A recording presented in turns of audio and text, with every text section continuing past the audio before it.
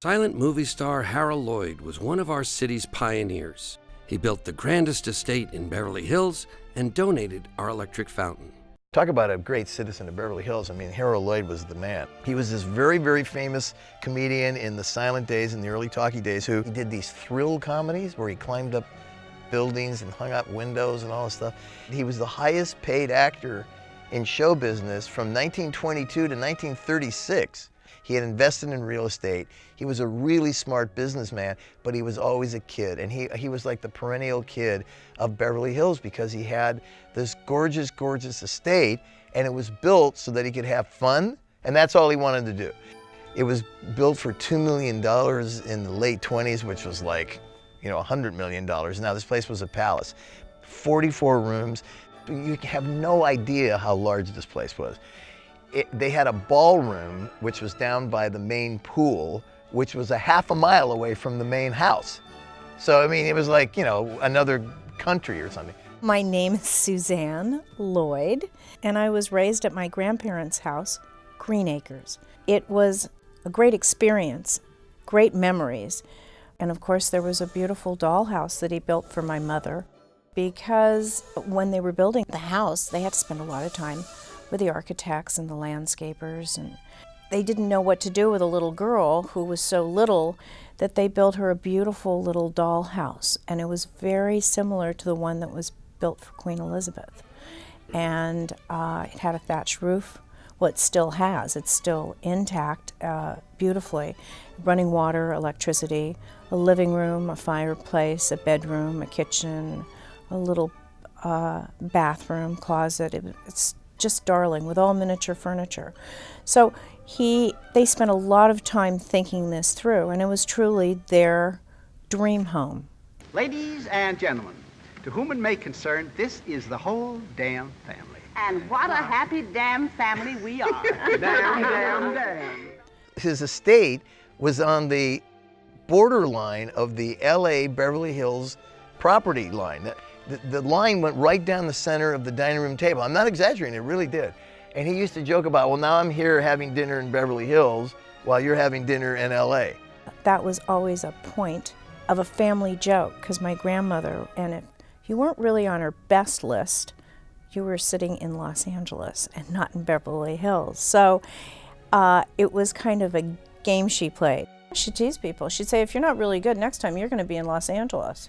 My grandmother loved Christmas, but it seemed to get a little more elaborate when I showed up on the scene and the tree started to grow, and he thought, well, this is great, and I have a grandchild and she's living here at the house, and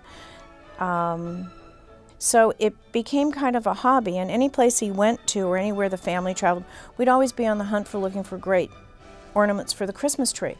And then the Christmas tree grew to 18 feet high and 36 feet in circumference, and at the end we had over 8,000 ornaments on the tree.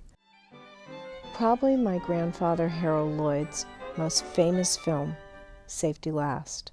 This film is probably the most iconic piece of silent film history. This was actually up just as high as you see it. I'm afraid of height, too, When I'd start one of these pictures, it'd take me about 2 days to get adjusted. Yeah, I wouldn't do hardly anything the first 2 days. Then the trouble was you'd get overconfident, like on the sledge up here. After I'd been working on it a week, it took so long time because we could only work right around from about 11 o'clock to 1 o'clock because shadows would come across the street. But I would get so confident that I'd walk clear out, past where the platform was. Oh, yeah. And of course that always annoyed the cameraman, the different ones back there, because I felt I knew what I was doing, but they didn't. There's a very famous story that people really don't know about Harold Lloyd. He kept it very private. It was a very serious accident. It happened in August of 1919. He was asked to go into the studio on a Saturday by his producer, Hal Roach, to do some publicity stills. And he was looking at some props in a box, and he said, well, maybe I should take a cigarette and maybe I should light it, maybe bomb over here, and thinking it was a fake prop bomb. And the bomb went off. Harold lay unconscious. He woke up in a hospital bed about 3 days later, and his dad was there and the doctors, and his eyes were bandaged and his whole face was bandaged and his hand. And the doctors just said, you know, we're really sorry. And he said, well, what, you know?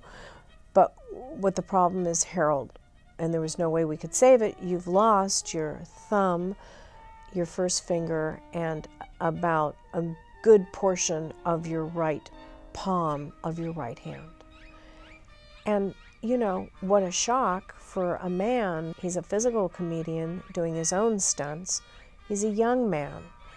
And so Harold said, I can get back on that screen in front of a camera. I'm going to be able to do it. If I can find a way where I can wear a glove, I'm going to go back on there where nobody will know. They came on and gave him a glove that was very, very thin, and they put in a little device where it looked like he had a thumb and a finger, and it was kind of on a little pulley where he could move it. When you see the scene that he did from Safety Last, it is so remarkable to think that man climbed that building. He did that, and he did all of those things with only 3 fingers on a right hand. And that is just totally remarkable. Harold Lloyd left his mark on the world, and he left his mark on Beverly Hills.